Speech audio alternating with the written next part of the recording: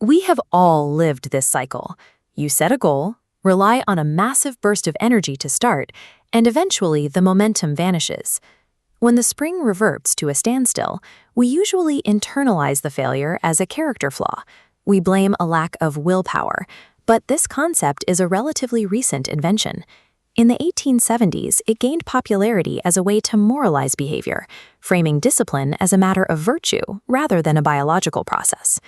20th century behavioral psychology provided a more clinical view. Research into the consequences of past actions showed that human behavior is largely reactive, governed by previous outcomes rather than sheer independent choice. Brute force willpower is biologically destined to fail. It requires significant metabolic energy and fatigues rapidly. By the time you've navigated the minor decisions of a typical morning, your capacity for willing a difficult task has already begun to deplete.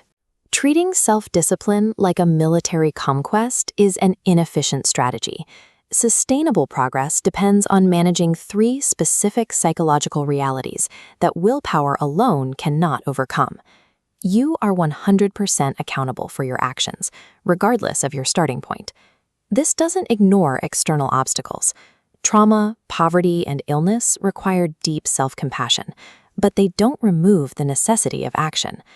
Hardship changes the difficulty of the climb, but the responsibility for the next step remains with the climber. Waiting for the world to become fair or for external conditions to optimize is a strategy for permanent paralysis. Even when the universe deals a losing hand, the power to adapt and heal remains localized within your own choices. The human mind is wired to resist effort and preserve energy. This 800-pound gorilla of the unconscious seeks immediate gratification at any cost. Waiting to feel motivated before acting is a trap.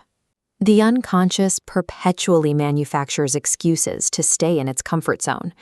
Discipline requires performing the task while that unconscious part of the brain is actively rebelling against the work. Internal peace is not a prerequisite for action. Effective self-discipline is the act of managing the rebellious self, even when it refuses to be silenced. Discomfort is a mandatory metric for growth, not a sign that something is wrong. Clinicians map friction against progress using subjective units of discomfort. At the curve's low end, the brain coasts. At the high end, panic causes burnout. The center is the Goldilocks zone, where enough friction exists to forge new pathways. This friction proves you are adapting. When you stop expecting the world to be fair, stop waiting for motivation, and stop running from discomfort, the internal war ends. Governing through self-criticism and shame produces a fragile existence. Radical acceptance of these three psychological realities builds resilience. Aristotle observed that excellence is the product of steady, unglamorous habit management rather than isolated acts of will. The goal is simply to show up, acknowledge the gorilla in your mind, step into the friction, and take ownership of the very next action.